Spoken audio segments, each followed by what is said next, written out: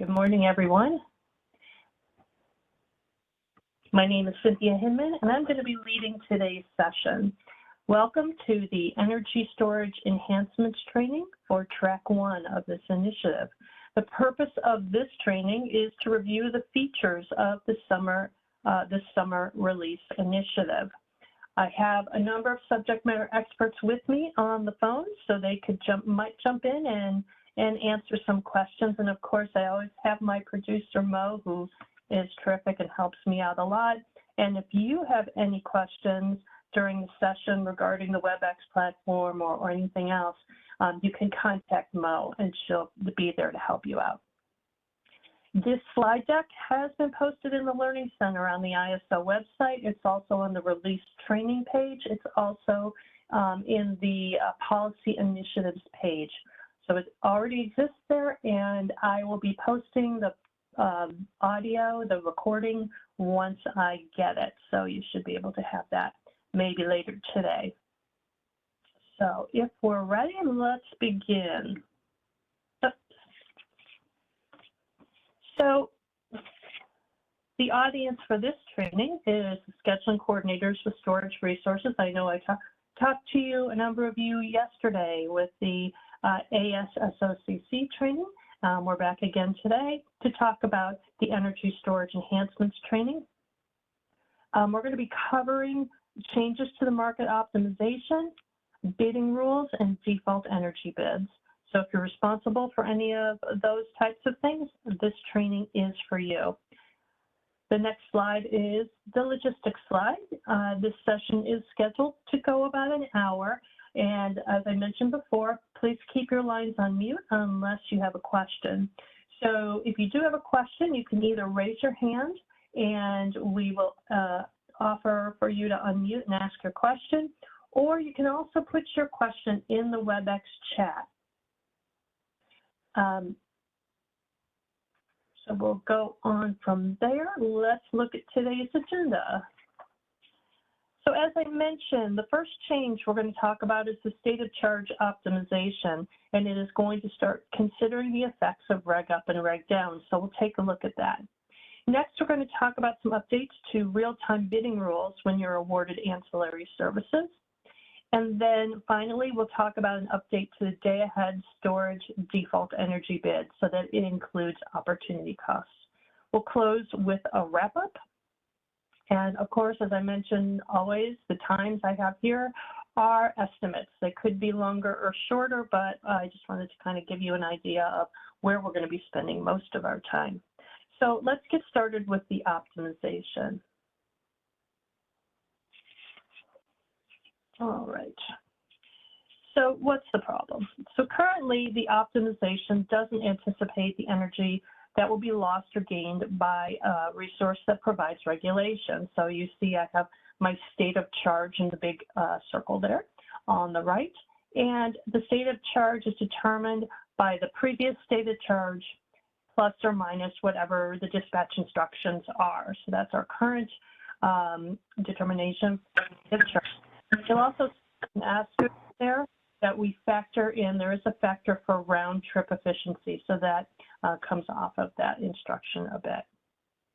But what really happens is when storage provides regulation up, the state of charge will decrease, and when storage provides regulation down, the state of charge increases, and that's not accounted for here.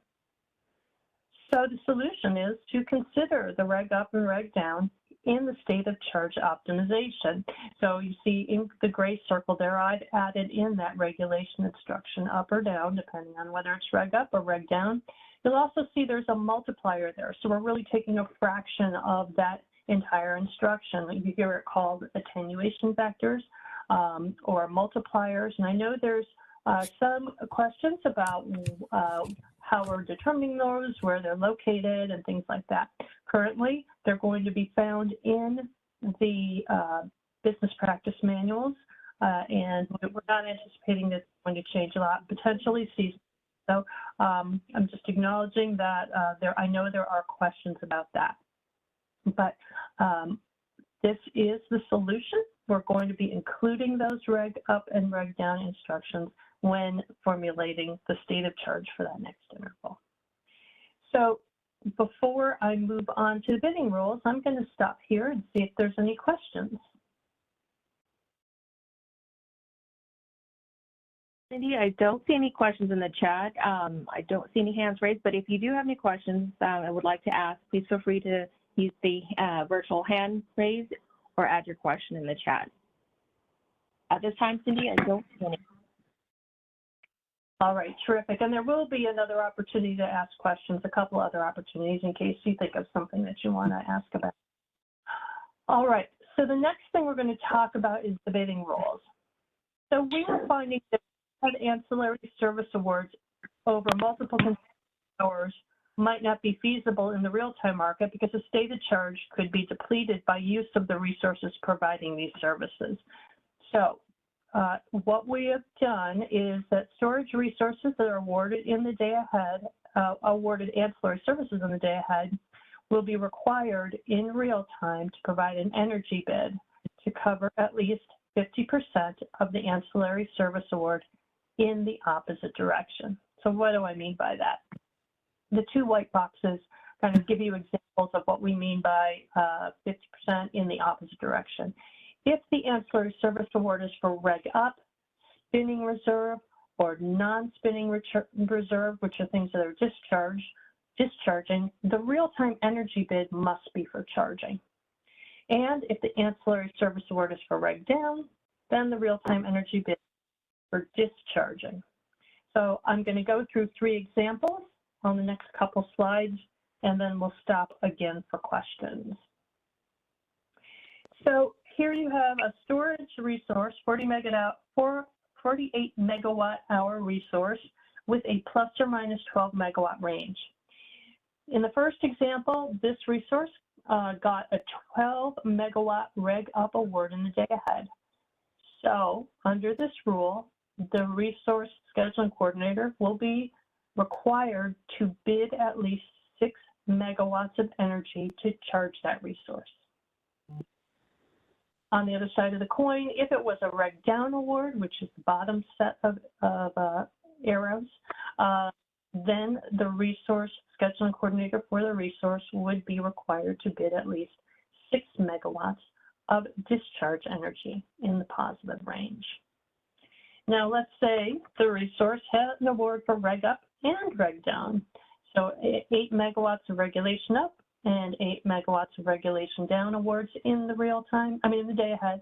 In the real time, the scheduling coordinator would bid the remaining 4 megawatts of discharging and charging range as energy. These were 3 fairly simple examples. You will find, if you look at the final proposal for the energy storage enhancements, you will find, I think, about 8 examples that go into a lot more detail on the requirements for those real-time energy bids. So you can find out more there. Some other details about these real-time energy bids. They cannot be self-schedules. I know often we talk about energy bids and self-schedules, and you can include the self-schedules as energy bids. For this particular initiative, they need to be energy bids, not energy self-schedules in real time. If a scheduling coordinator's energy bid does not equal 50% of the AS award, then the bid will be extended. That's the second bullet on this slide. And then finally, if the scheduling coordinator doesn't submit an energy bid at all in real time in Cyber, a bid will be inserted at the default energy bid price. So that's how we take care of those situations. So I am going to move on to the day ahead storage default energy bid, but first I'm going to stop and see if there's any questions about this particular part of the initiative.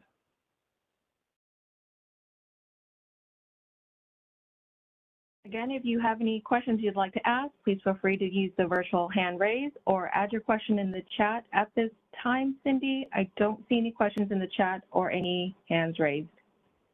Okay, I see that Lena has a question. What is the timeline for the implementation of these new bidding rules?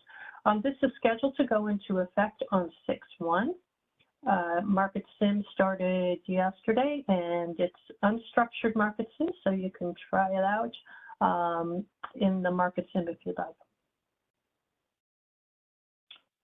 Maddie, only regulation products will be included in the state of charge, or spin or non-spin. This is only regulation. I'm assuming that's the question. Does that cover that question?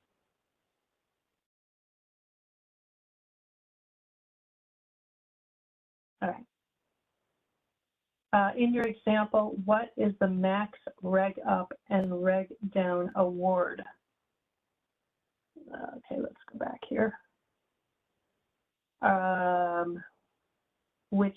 Okay, so for the 12 megawatt plus or minus megawatt, the maximum awards could be 12 megawatts up or 12 megawatts down. And if anybody wants to add to my explanation, you're welcome to jump in. Okay, the next question is, are batteries expected to self-schedule the energy associated with the AS award? For this initiative, we're expecting the batteries to self-schedule the energy at 50% as an energy bid, not a self-schedule of the ancillary service award. Does that answer your question?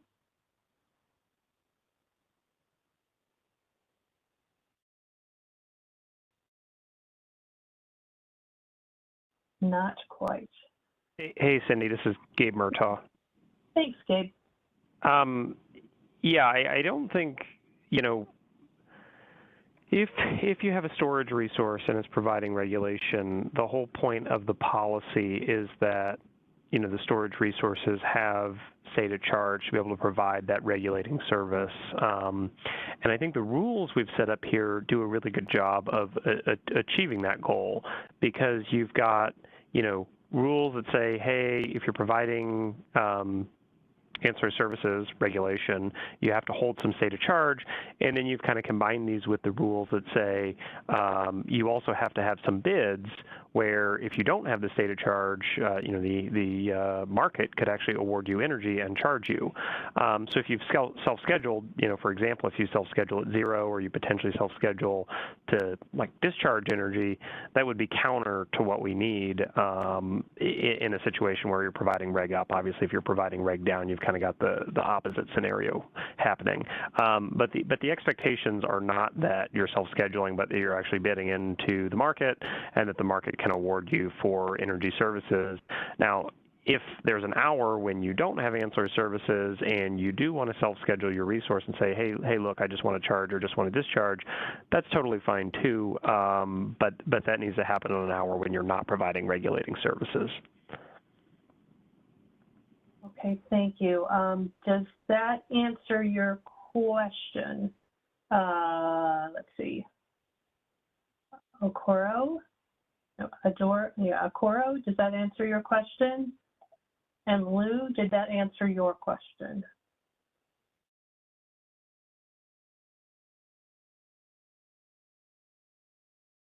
Hello. Yeah, I have questions. Can you hear me? Yes, I can hear you. Okay, yeah, I have questions. So in the day ahead, right? Do we have this limitation? So is it possible we awarded the more regulation up or regulation down award, and then in the real time we don't have enough room to bid on the opposite side? I can take this one too, Cindy. Gabe Murtaugh from the ISO again. The answer is no. The short answer is no. There's basically going to be a constraint that's imposed in the day-ahead market to ensure that awards for ancillary services, which are carried over from the day-ahead market into the real-time market, don't exceed a level where you wouldn't be able to bid the energy awards into the real-time market that would go along with those ancillary service awards.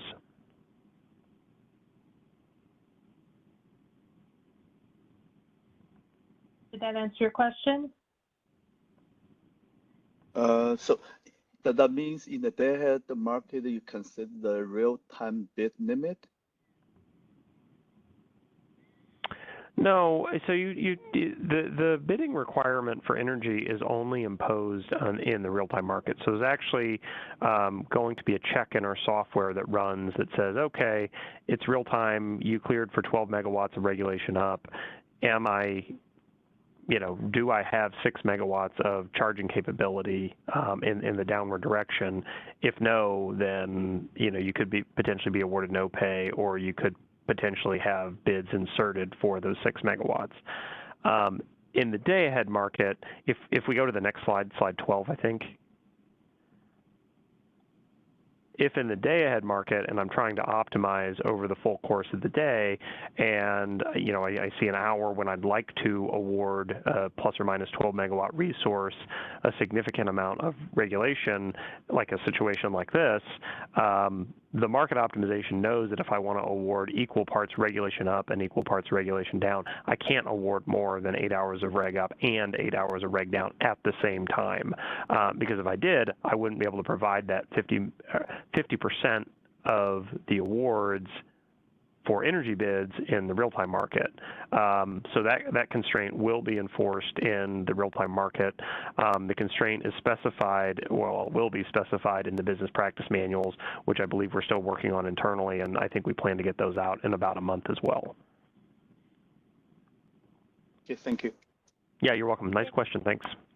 Yeah, thanks. And Gabe, excuse me, there's another question from Grant McDaniel. Does an RA resource have a must-offer obligation for all energy in real time, or only what is required for the day-ahead energy award and at least 50% of AS? That is a nuanced question. I think the simple answer to the question is that similar to traditional resources, storage resources do have must-offer obligations in both the day-ahead and the real-time markets. So I think that's kind of like the easiest answer. There are some nuances. Obviously, storage resources can be fully charged, they can be fully discharged. So there are situations where even though you may be bidding in capability that you're required to bid in through or via the resource adequacy process, you may not be able to, the ISO markets may not be able to access that energy.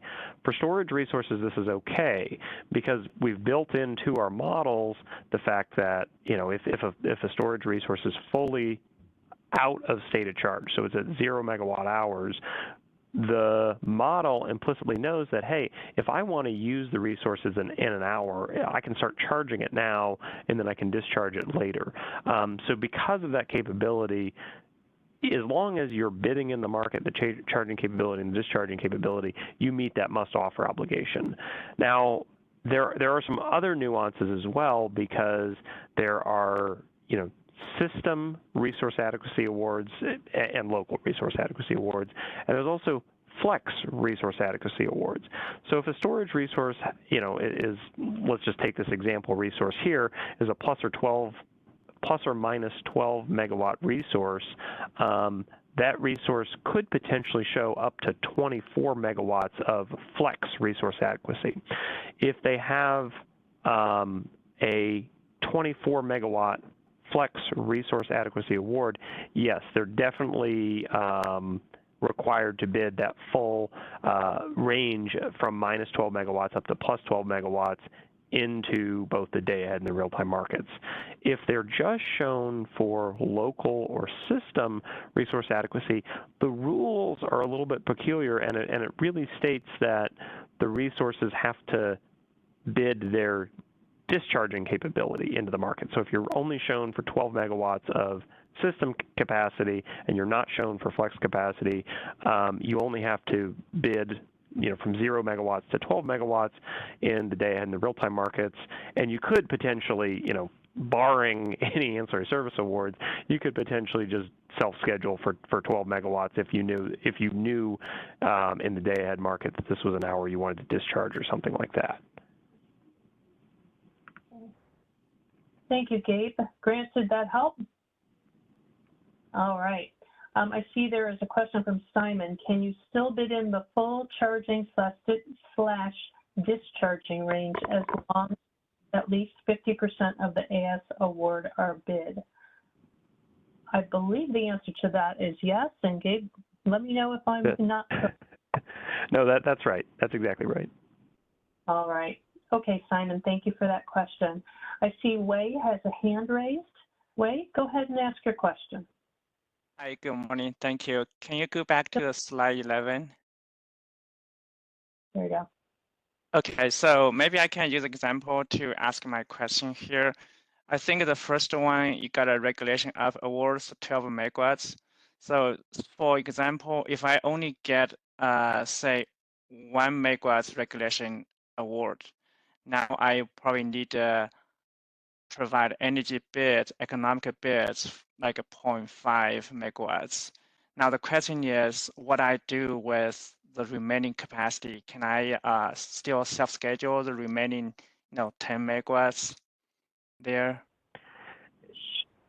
And I think what Cindy was, what Cindy was saying earlier is that the answer is effectively no, because if you're self-scheduling energy, then that precludes the ISO from actually dispatching the energy. I think we'd have to look at how the constraints are actually set up in the market, but the requirement right now is that there's an actual bid for dispatchable energy and not a self-schedule.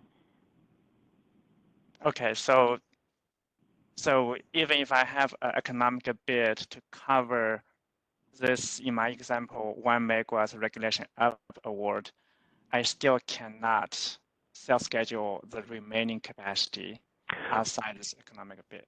Well, I think that's the thing. The self-schedule would preclude the economic bids, right? Because the self-schedule says, I'm just going to give you this much energy. There's no flexibility. The bids are, actual flexibility, and then the ISO could dispatch you anywhere within the range that you're bidding. But you still have in this example, if I only get a 1 megawatt reg up award, I will still bid, say, 0.5 megawatts economic bid. Yeah.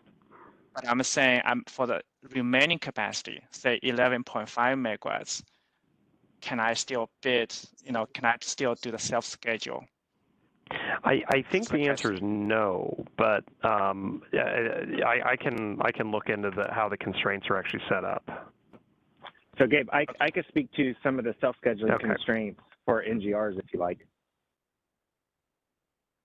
Thank you. Go ahead. Is this Mark? Yeah, Mark Richardson with the ISO. Good morning, everyone. So from a self-schedule perspective, if you recall, there's a rule in cyber that if you self-schedule in the discharge direction, you're only able to bid in the discharge direction for that hour, and same goes for the charging direction. So the self-schedule will limit which direction you're going for that hour from an economic bid perspective. Thank you, Mark. Does that help you, Wei? Did that answer?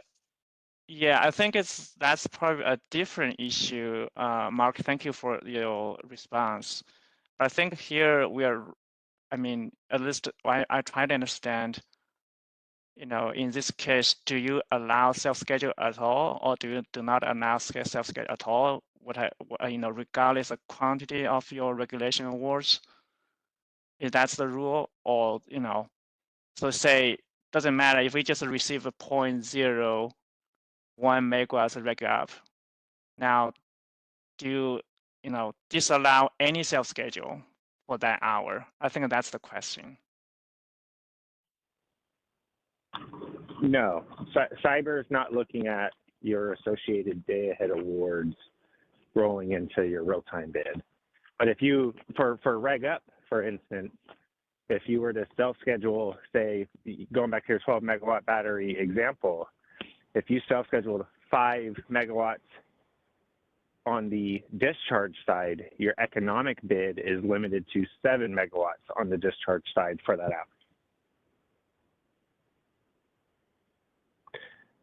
Hi, this is Wendell. I think, Mark, if I understand you correctly, you're saying self-schedule energy, the amount of self-schedule amount has to be, feasible. I think I understand that, but I'm saying Yeah, I heard yeah. Wendell, so maybe Wendell can help Yeah. shed some light. Correct me if I'm wrong, Wendell. Thank you.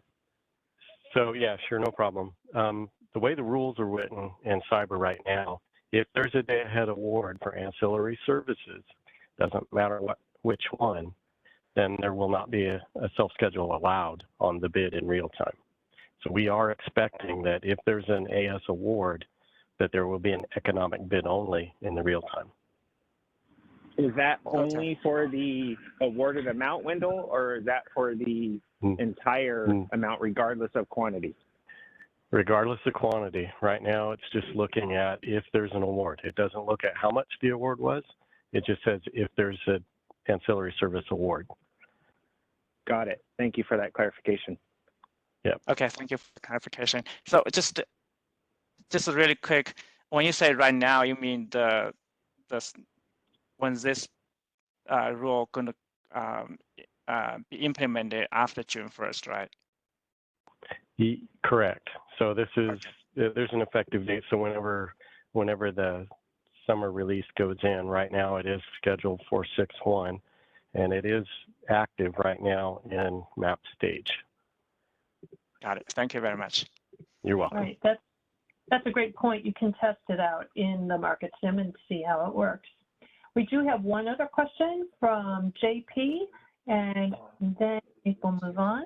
So JP, go ahead. Hello. I have a question about the top example on this particular slide.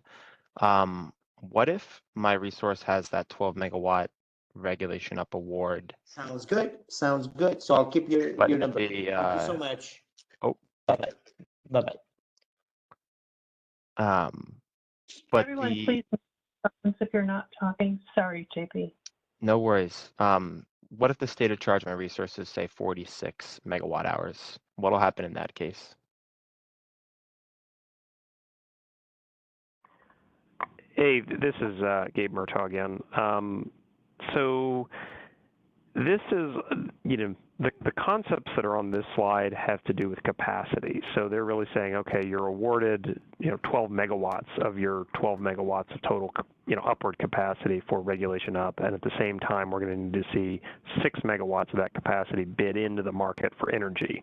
That doesn't necessarily mean that 6 megawatts is going to be called on or not, but it's just saying, this is setting up, if you've got a full range of 24 megawatts from minus 12 megawatts up to positive 12 megawatts, this is how part of that capacity must be broken up. You can't have regulation awards for all 24 megawatts of that capacity.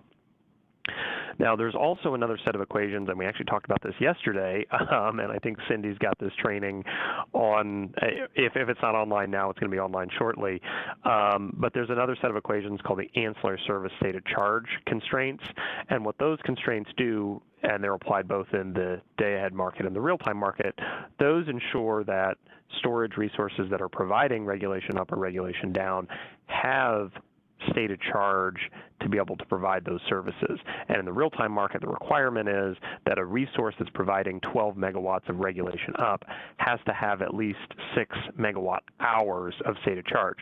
So if you actually have, 5.5 megawatt hours in the real-time market, what the optimization is going to do, and this could happen whether it's economic to do or not, it's going to say, gee, I'm violating this constraint that says I have to have at least 6 megawatt hours of state of charge, and I'm going to try to charge my resource up as fast as possible so I'm not violating that constraint into the future.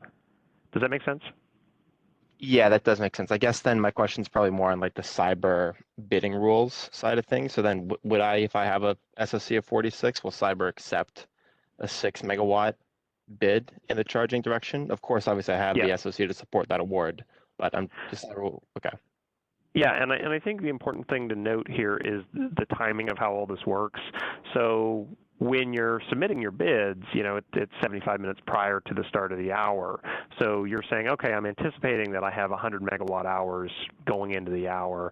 I'm going to bid my resource in such, in this way, charge above a certain price, or I'm sorry, charge below a certain price, discharge above a certain price. If those actual prices materialize, I'm going to get those market instructions. If the prices are between those levels, I'm not going to get any instruction at all.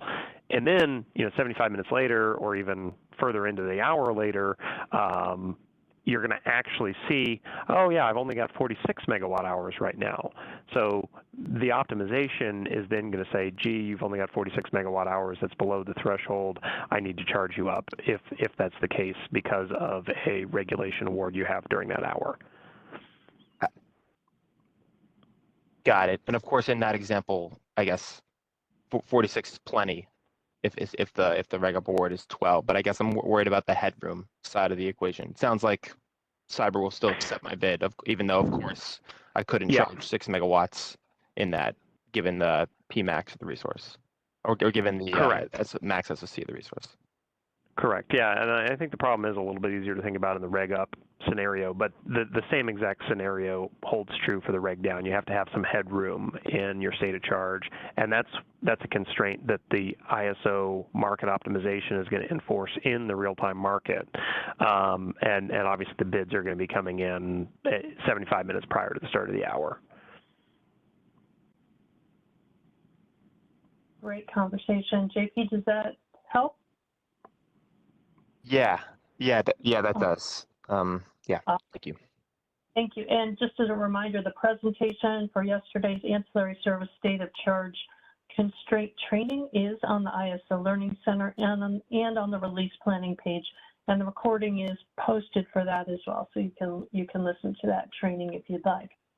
I want to thank Elva for your comment about there's a problem with terminology. A minimum on a bid other than PMIN is referred to in the business rules as self-schedule, but it is not a true self-schedule. I am going to continue on unless there are any other questions. And again, we'll still have another couple chances for questions going forward. The final piece of the default of this initiative is the day-ahead storage default energy bid piece. Now, the ISO observed cases where scheduling coordinators submit day-ahead bids at a consistent price throughout the day, but resources nonetheless receive day-ahead schedules to discharge during the late afternoon hours and not during the highest priced hours of the evening. And this occurred because the bids were higher than the default energy bids and market power mitigation triggered during those earlier hours and not the late hours of the day. So let's take a look. So here's the issue. There are instances in the day-ahead market when the storage default energy bid caused unanticipated results. This is the current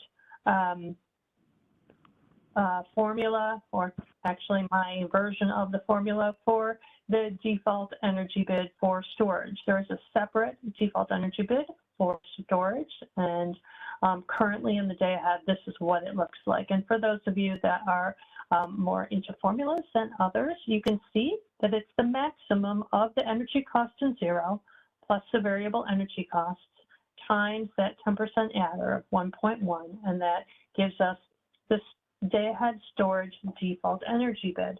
But this wasn't taking into account opportunity costs.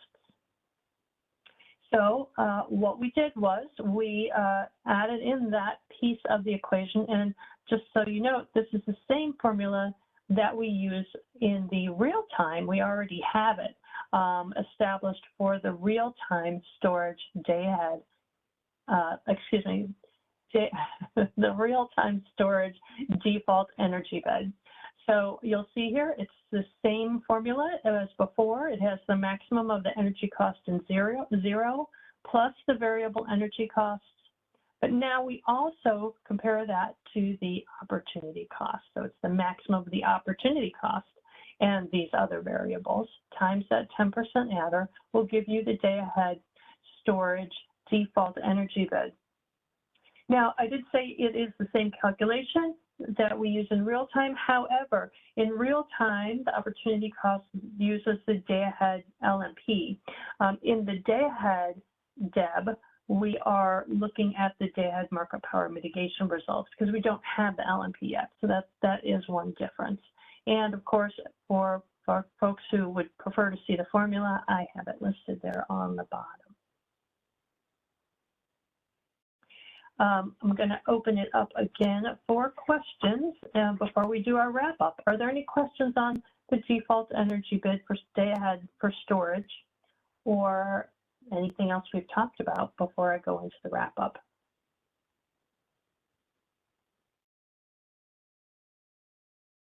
Andres. Yeah, thank you. Apologies, I actually joined late. Are you able to hear me? Yep. Great. So I have a question that probably you already answered, but I would like to have like a confirmation of that. So there are scenarios in which it's possible to, for example, bid the full capacity of energy, like a full energy curve from the minimum discharge of the asset to from the minimum charge of the asset to the, well, from the maximum charge, negative maximum charge, to the maximum discharge of the asset. And then you can bid also the full range of ancillary products, right? Full range of regulation up, regulation down. So I would just want to confirm that it is not possible to ever receive in that situation a full range of regulation up and regulation down. So for example, in the case of the 12 megawatts asset that was being explained in the example, would it never be possible, regardless of submitting the full energy bid, full energy range in bids, would it be possible to get simultaneously the 12 megawatt regulation up award and the 12 megawatt regulation down award? Or that is already like something that through equations in the optimization model is not going to be allowed? I'm talking about the day ahead. Yeah, it's precluded in the day ahead market optimization. You're basically going to reserve some capacity for the real time to actually have room to schedule additional dispatch in the real time. Correct. Okay. Energy, yep. That makes sense. Thank you so much for confirming. Thanks for the question. All right. I don't see another hand, but I do see a question regarding this energy cost and variable energy cost. And I'll give you what I'm pretty sure is the answer, but I'll let others jump in. Your energy cost would be what you are bidding. Is that correct? And the variable energy cost, I think that is that in the master file? Can someone jump in and help me out? Yeah. So the energy cost is the expected cost. So if it's a 4-hour battery, it's the expected cost that the ISO calculates for how much it would take, how much energy would cost to actually charge the battery. So we'd use your round trip efficiencies. We'd basically look at a profile of prices in the first day ahead market run, so the market power mitigation run, and we'd use those values to compute an average cost for what it would take to charge the battery, or what we anticipate it would take to charge the battery. And then you'd use that as a component of the default energy bid in the second run, the IFM run of the day ahead market pass, which could include market power mitigation for certain resources where local market power is triggered. The second component, the variable energy costs, Cindy's right. This is something that storage participants can register with the ISO.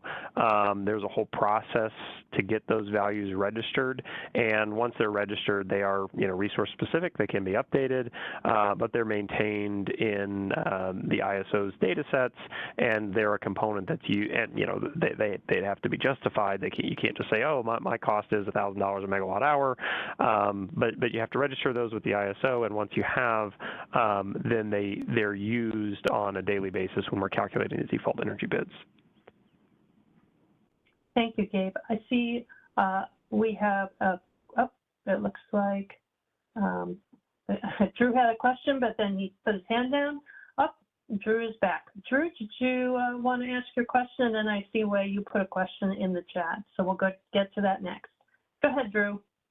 Yeah, sorry. This is more a follow-up to Andres's than related to what was, just covered. So I don't know if this is the appropriate time or not.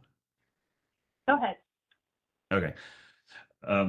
So Andres was asking about regulation and whether or not those would be symmetrical. But what if you were to receive a reg down award, could you also get a spin award in the same interval for the full asset capacity? Yeah, you could get potentially 6 megawatts of regulation up and 6 megawatts of spin, and you'd still have the same requirement to bid 6 megawatts of charging energy. So there is a formula. The formula is going to be, well, it was specified in the Energy Storage Enhancements paper. It's going to be included and updated in the business practice manual. So it's going to be out there, but it's additive, and it includes reg up and spin for the bidding in the charging direction, and then reg down in the discharge direction.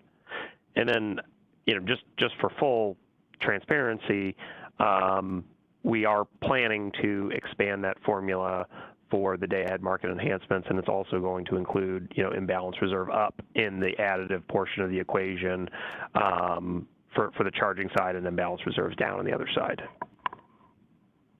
Okay. Thanks for the question.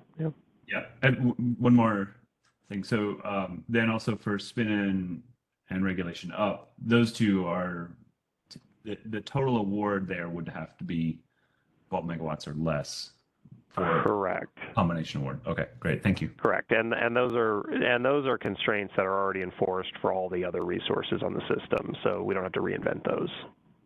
Okay, so the main difference here is you're having the capacity of ancillary services that you can get out of the storage fleet.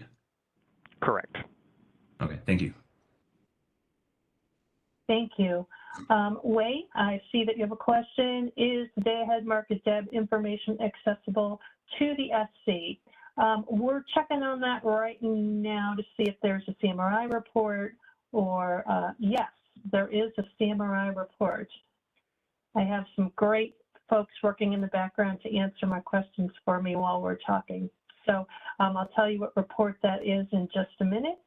And it looks like there is a question. So if we want to ensure that the ASSOC constraint binds and to abide by these new rules, would bidding the 50% stated charge requirement in the opposite direction of the AS award in the real-time market be sufficient? Or would the ASSOC constraint have to be accounted for in the day-ahead market bids? So that's a big question there. Gabe, can you weigh in on that? Yes, I could definitely weigh in on it. So,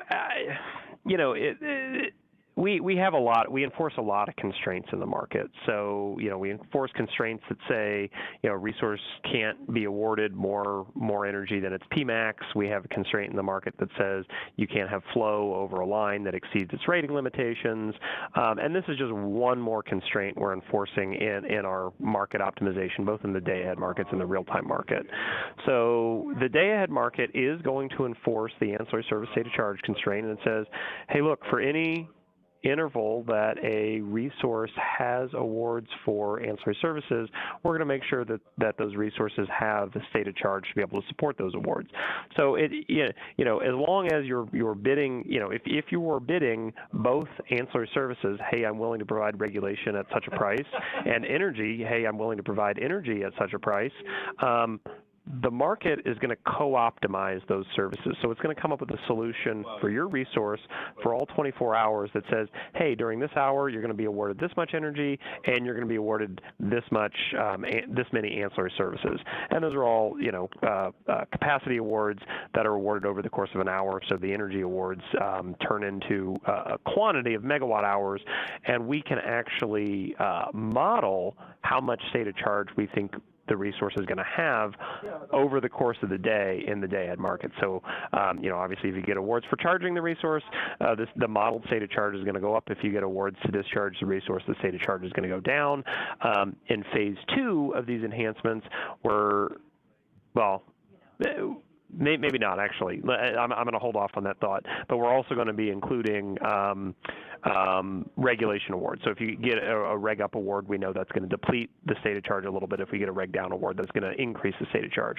And then another constraint that the market is observing is to ensure that those state of charge values, those modeled state of charge values, don't exceed the minimum or don't exceed the maximum value or go below the minimum value. So we're also enforcing those in the real-time market. So while we're modeling that state of charge, that value that we model is going to be used to ensure that during each hour of the day, the resources are meeting those ancillary service state of charge requirements that say, gee, if I'm providing 12 megawatts of regulation up during this hour, I have to have at least six megawatt hours. So our model is going to comport with those constraints. And then the same thing is true in the real-time market. Does that answer your question? Hopefully. Yeah, great job. All right, thank you. And Wei, Mo answered your question in the chat. The day-ahead DEB information is in the default bids tab, and it's a report called the default energy bid curve. So that should answer that as well. I don't see any other hands raised. So I'm going to continue on. We will stop one more time for questions in case you have any. Let's see here. All right, so the wrap up. There is no structured market sim. Market sim is available for you unstructured. So I don't have any scenarios or anything like that, but I would highly recommend that you attend our RUG and TUG meetings, the release user group and the technical user group, and you can find those on the calendar on caiso.com and attend those meetings. In fact, right after this, there will be a RUG meeting. I also encourage you to try out things in the Market Sim and attend the Market Sim meetings. The Market Sim meetings are currently going on Mondays and Thursdays at 2 o'clock in the afternoon Pacific. If you have questions and concerns, you can submit them in City. I have here the name of the functional environment, which is Market Simulation Summer 2023, if you want to submit questions regarding this initiative and the Market Sim. Also, you can always submit questions to customer readiness at caiso.com. And I want to remind you that after 6/1 of 23, when you have day-ahead AS awards, submit real-time energy bids that are at least 50% of the day-ahead ancillary service award in the opposite direction. And as always, please submit your questions and concerns in City. So that concludes the presentation almost. I see that there is one more question. How long does the market go for? The Market Sim started yesterday, and I believe it goes through the end of the month. That was a private question from Joel. I see that Drew has a question, so I'm going to open up the line, or you can open up your line, Drew, and ask a question. Yeah, okay, one last question regarding award quantity. In that 12 megawatt asset example, the maximum regulation award would be 12 megawatts or would be 16 megawatts? Well, it could potentially be, in theory, you could potentially award the resource up to 24 megawatts, but because of these limitations that we're introducing with this policy, it's going to effectively be 16 megawatts. Because if you're bidding, if you're awarded 8 megawatts of reg up, 8 megawatts of reg down, yeah, you can have those 4 megawatts of energy in either direction, which would satisfy the bidding requirement in real time. Okay. My understanding of RA rules is that the asset would have to bid for 24 megawatts in day ahead. If it is, so if the resource is a flex is shown for flexible resource adequacy capacity for the full 24 megawatts. Yes, there's a requirement to bid the full 24, the range of 24 megawatts. You're correct, both for energy and ancillary services. However, our day-ahead market optimization will only, if you're providing or if you're awarding ancillary service in both directions in equal amounts, it's only going to award an 8 megawatt award for reg up and reg down at the same time. It won't award more than that because of the constraint that's being enforced in the market. Okay. So I guess I'm wondering why the RA rules haven't changed. RA is a little bit of a different animal. You may or may not know this, but the ISO has had a number of resource adequacy initiatives, one of which was active probably about a year and a half, maybe 2 years ago, and it had a whole raft of changes that would be applicable to storage resources, because you're right, a lot of what was written and the rules that are in place right now for storage resources were applicable at a time, and they were developed at a time when we really didn't have any storage resources on the market. So now we actually have storage resources in the market. We're actually getting experience with them.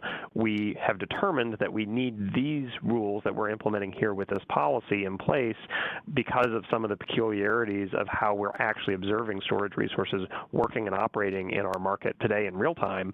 And I think, frankly, the policy on resource adequacy just hasn't quite caught up yet. But that is on the list of things for the ISO to look into and to think about.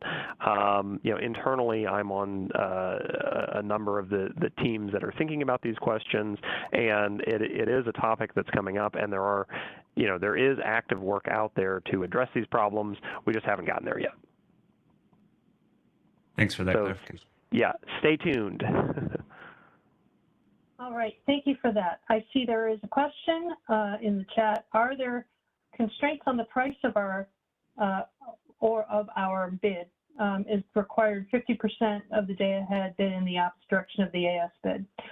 There is no constraint on the price. The requirement is that you bid. The price is up to you. Any other questions? I don't see any other hands raised. And I don't see anything else in the chat. Oh, wait. There is one more question here. Can a resource not sell its full capacity of up and down at the same time under these rule changes? Example, a negative 25 megawatt resource sells 25 megawatts of reg up and 25 megawatts of reg down.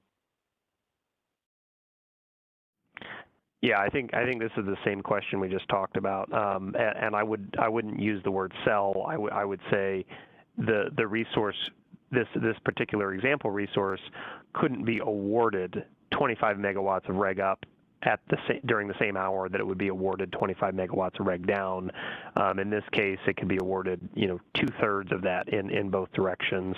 Now, of course, you could have an award for 25 megawatts of reg up without any award for reg down, and then you could have an award for 25 megawatts of reg down without any award for reg up.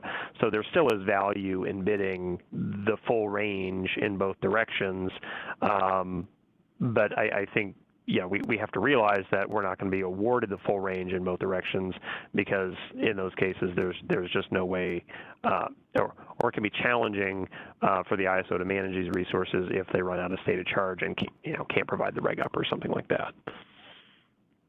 All right.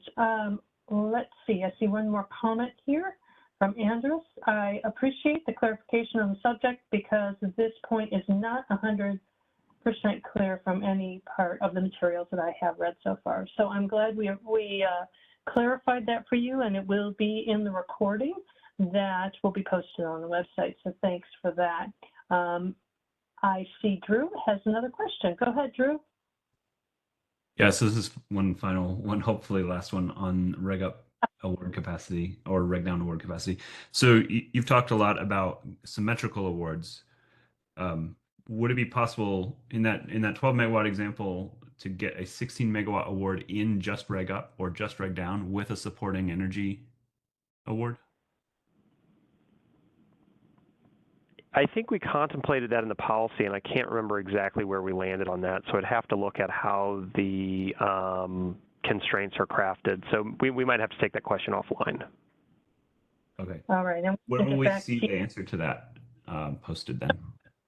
I will that brings up a great point, which is that I'm going to send out a course evaluation, and I'll wait till we get to the answer to that question, and I will include it in there. How's that? Okay, in the course evaluation. Yep, you'll get an email that will answer this question and also ask you to provide some feedback on this course. We always send these out because we want the opportunity to hear your feedback, what we did well, and certainly what we can do better. So I really encourage everyone to fill that out. It really helps us out. Let's see. There is one more slide here that I want to show you where you can go if you have questions. Of course, if you are a scheduling coordinator and you have access to City, you can always submit your inquiries through City. As I mentioned earlier, you can also send a question regarding the market sim, the materials in the training, to customer readiness at caiso.com, and on the ISO website, there's always the contact us button. So I appreciate everyone's time, and if there are no further questions, we will call it a day, and thank you so much. It's been a very enlightening session. So thank you very much. I'm going to stop the recording now.